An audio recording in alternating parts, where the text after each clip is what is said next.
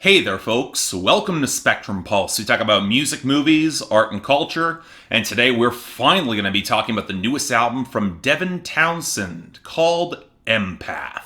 So I'll be very blunt here. I've long ago stopped having any expectations for a new Devin Townsend album. I mean, I can't even know how it'll sound or what genre it'll be, as he'll flip between a half dozen different subgenres or even step out of metal entirely for ambient music or pop or even country. All I will know is that the tones will be polished to a mirror shine, there'll be scattered moments of extreme indulgence, and while he'll bring in some guest stars, there's no real clue how much they will be emphasized, especially if some of the tightness goes right out the window. And to be very blunt, well, I got a lot of backlash to my harsh review of his last album, Transcendence, in the Devin Townsend Project, which again I thought was good, but not really great, not up to his peak. Going back 3 years later, I don't exactly think I'm all that wrong, especially in comparison with the other standouts within that group. Again, he's got a really high peak. But fine, this is a brand new solo album from Devin Townsend, and when I say solo, I mean bringing together many of the same guest stars he's been consistently working with, such as Anneke van Giersbergen and Shea Amy Dorval, along with a few surprises like the legendary guitarist Steve Vai,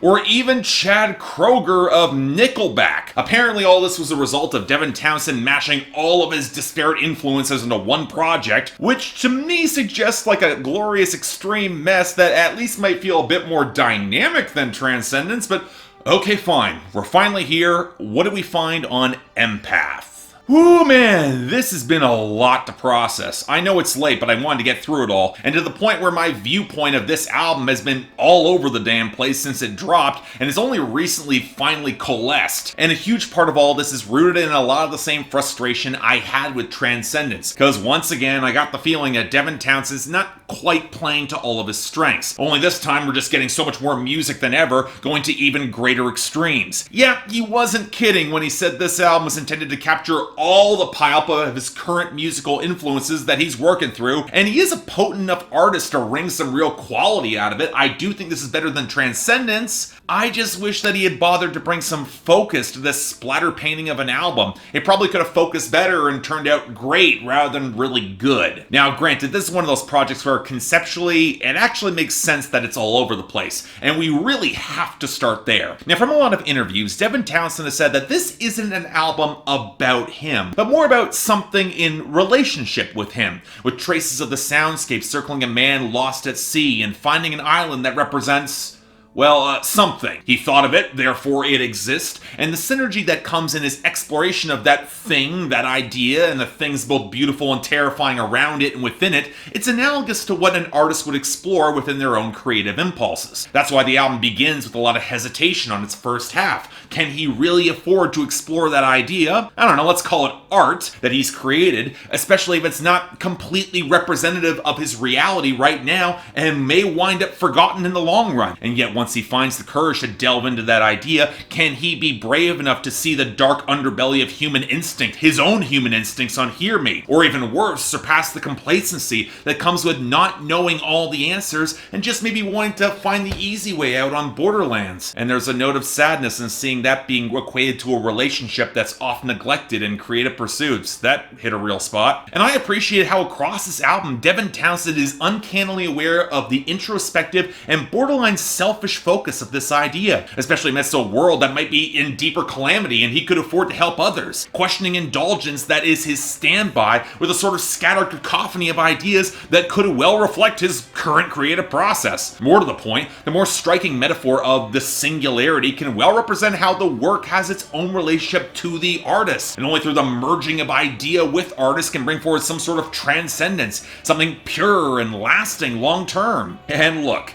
I can easily see why someone could find this a bit of a tough album to make sense of. I'm not even sure my explanation makes sense. The writing's broad and abstract, and making an album about the creative process, while being compelling to folks like me who loves this type of self-awareness, it can have the feel of going up your own ass. Hell, you can argue that Devin Townsend did this over 20 years ago before on Infinity, arguably to lesser success, because now he's more conscious and confident in said ideas and how they can slip and slide within each other. And so on some level, the album becomes becomes a living metaphor in its own right for ideas he's trying to flesh out and explore. So if he wants to call back to his earliest work, like on the twee spoken word passage opening Sprite, or trigger outright whiplash from the extreme metal of Hear Me, the theatrical chamber music of Why, and the weird languid vibe of Borderlands, which I swear has steel drums, I mean, while the ideas connect, the framing around them doesn't. It can feel jarring in the transitions. But that's a common truth with a creative mind that's drawing those off-ball connections. In a strange way, it kind of makes sense. It can work. And look, I've never begrudged Devin Townsend's explorations of various genres. He's proven time and time again he's a great enough musician to delve into them through his own unique lens and frequently just knock them out of the park. Look at Casualties of Cool, one of the best albums of 2014. But where I struggle with Empath is that despite my rough understanding of the album's structure and theme, I'm not always convinced that it plays to his greatest strengths.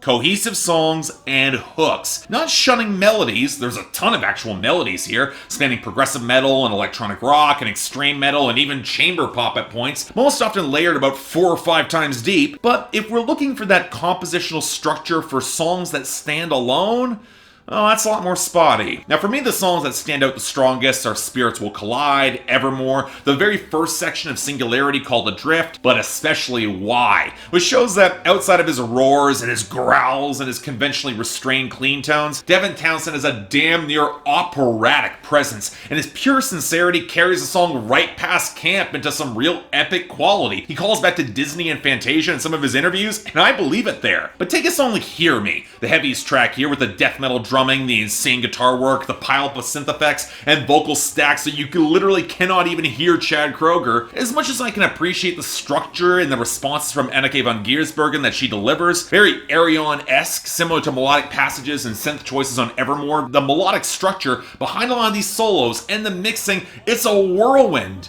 But it's also lacking in foundation. And again, that's not saying that the riffs, they aren't there, but it circles back to a persistent issue that I've had with Devin Townsend's production for a while, and that comes in layering the bass guitar and the grooves in order to ground everything. That also translates to the weird stutter on the riffs on Genesis, the gummy electronic drum production that can't mask the coursing foundation that's just not there, the sparking synth that tend to be plastered right on the very top for even more of a pileup. They also get kind of tinny at points. Now, it's all evidence of the maximalist approach that Devin Townsend has always taken and that I tend to like, but I also have to wonder if it doesn't hit as hard as it should because of a lack of stronger grooves. And while I clearly see the point of this album not being about Townsend in his theme and concept, in execution, if you place your guess amidst the whirl of sound, but your scream will cut through the sharpest, it can really appear if it's just his narrative alone. But as a whole, look, this album as a whole is a lot to take in. Devin Townsend albums always tend to be, which is why this review is a little bit later than I'd personally prefer. And while I think I grasp his approach, and it has grown on me, I'm not quite sure I can call it a personal favorite of mine out of his discography. The high points, they're absolutely striking and incredibly unique, but as a whole, it feels diffuse but overstuffed,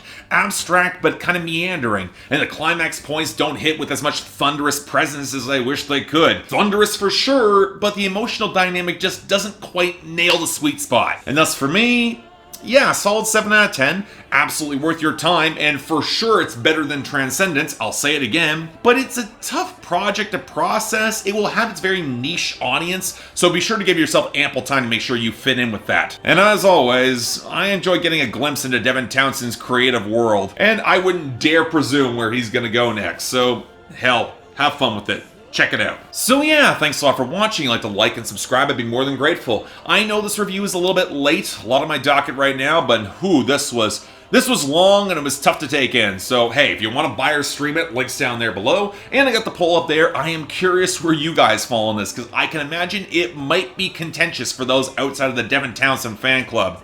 But hey, anything else I might be able to do to improve my presentation, I'm all ears. And just a reminder from last night, if you're looking for Billboard Breakdown, it's currently on the new channel. Link's going to be right here in the end card. I hope you guys come over and check it out. We're trying to see some growth there, and really it's turning out a lot better than I expected, so thank you all so much. But until then, I'm Mark, you're watching Spectrum Pulse, and I'll see you next time.